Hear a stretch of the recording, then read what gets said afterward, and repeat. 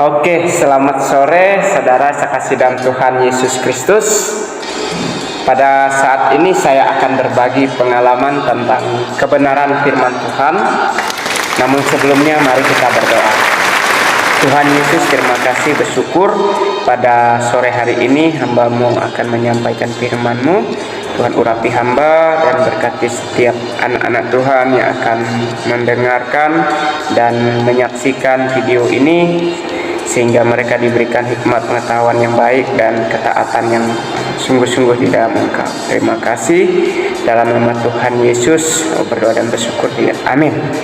Nah, jadi saudara sekasih dalam Tuhan Yesus Kristus, pada kali ini saya akan menyampaikan firman Tuhan yang terdapat dalam Galatia pasal 5 ayat yang pertama sampai yang ke 15, tapi saya akan membacakan ayat pertama dengan yang 13 saja, dan judulnya kemerdekaan Kristen. Supaya kita sungguh-sungguh merdeka, Kristus telah memerdekakan kita. Karena itu berdirilah teguh dan jangan mau lagi dikenakan kuk perhambaan. Ayat 13. Saudara-saudara, memang kamu telah dipanggil untuk merdeka, tetapi janganlah kamu mempergunakan kemerdekaan itu sebagai kesempatan untuk hidupan dalam dosa, melainkan layanilah seorang akan yang lain oleh kasih. Nah, saudara sekasih dalam Tuhan Yesus Kristus, tepat pada tanggal 17 Agustus 1945 yang lalu, di mana Presiden pertama negara Indonesia itu memproklamasikan kemerdekaan Indonesia. Wow. Proklamasi itu artinya memberitahukan atau mengumumkan bahwa Indonesia harus segera merdeka.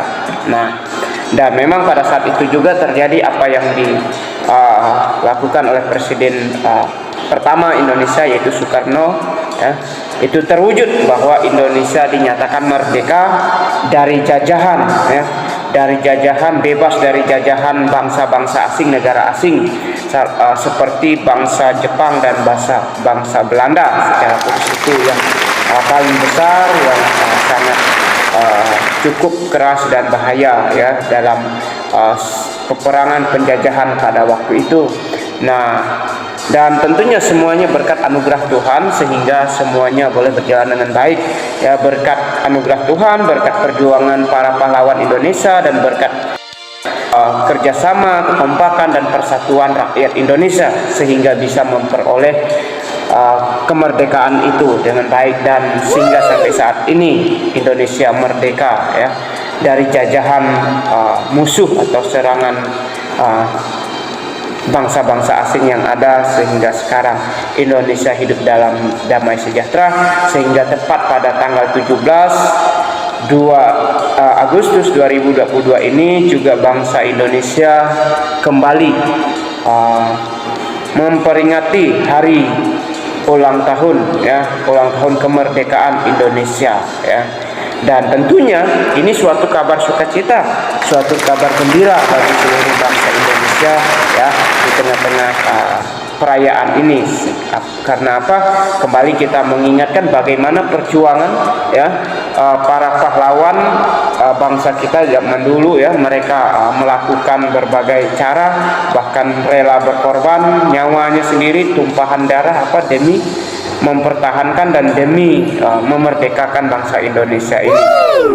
Nah, dalam konteks ini, saudara sekasih dalam Tuhan Yesus Kristus, sebagai orang percaya juga kita melihat bahwa tidak kalah pentingnya, tidak kalah saingnya, bahwa di dalam konteks kerohanian, di dalam konteks iman, dalam kekristenan, di mana kita juga telah mengalami, kita telah diproklamasikan, kita telah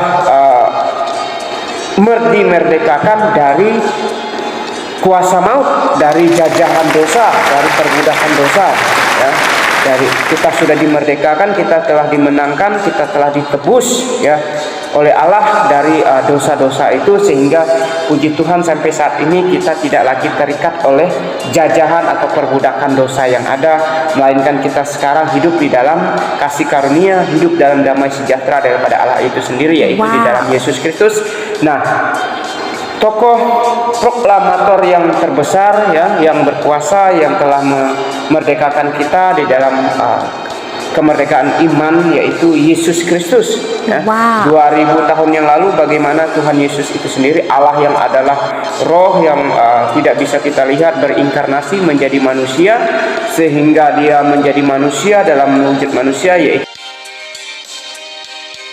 Yesus Kristus itu sendiri melakukan karya ya, melakukan karya penyelamatan, penebusan dosa ini. Dia rela menjadi korban yang sejati ya, untuk menebus dosa kita, untuk memerdekakan kita dari perbudakan dosa ya. Dia rela menderita ya, dia rela disiksa, dihina, dicaci maki, bahkan dia rela mati di kayu salib yang hina demi menebus dosa kita, demi menyelamatkan kita dari kuasa maut, dari kuasa iblis yang ada, sehingga kita sampai sekarang semua umat manusia diselamatkan oleh Tuhan. Nah, saudara kasih dalam Tuhan Yesus Kristus, ini merupakan suatu refleksi kemerdekaan akan dalam hidup kita, bahwa di dalam firman Tuhan ini dikatakan ya, di ayat yang kita baca ini, bahwa supaya kita sungguh-sungguh merdeka.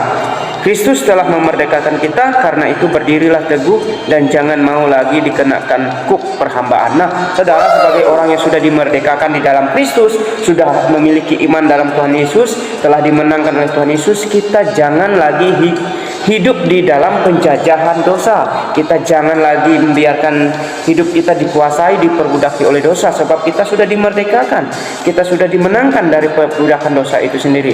Dan kita jangan biarkan kita berlarut-larut hidup dalam keberdosaan itu, melainkan kita jangan lagi diperhambakan ya. Kita jangan lagi hidup di dalam kuk perhambaan dosa, melainkan kita hidup sebagai orang-orang yang sudah dimerdekakan di dalam Tuhan. Maka kita sebagai orang percaya yang sudah dimerdekakan dalam Kristus Yesus, kita harus benar-benar hidup baru, hidup di dalam kemerdekaan Kristus Yesus itu. Yang pertama, kita hidup oleh iman kepada Tuhan Yesus, kita hidup di bawah kasih karunia, kita hidup oleh firman Tuhan, dan kita lakukan firman Tuhan dalam hidup kita, dan kita beritakan firman Tuhan, dan kita hidup dalam kebaikan Tuhan itu sendiri. Nah, jadi saudara, saya kasih dalam Tuhan Yesus Kristus, ayat yang ke-13, saudara-saudara, memang kamu telah dipanggil untuk merdeka, tetapi janganlah kamu mempergunakan kemerdekaan itu sebagai kesempatan untuk kehidupan dalam dosa, melainkan layanilah seorang akan yang lain oleh kasih. Nah, saudara, sebagai orang yang telah dimerdekakan di dalam Kristus, kita bukan lagi hidup di dalam perhambakan dosa, kita bukan lagi hidup di dalam kejahatan, melainkan kita harus hidup saling melayani. Kita harus hidup di dalam kasih Kristus itu sendiri, saling menolong, saling membantu ya, saling memberkati satu dengan yang lain. Kita jangan menggunakan kesempatan kemerdekaan Yesus Kristus. Mari kita hargai, kita hormati, dan kita junjung tinggi kemerdekaan kita di dalam Kristus Yesus.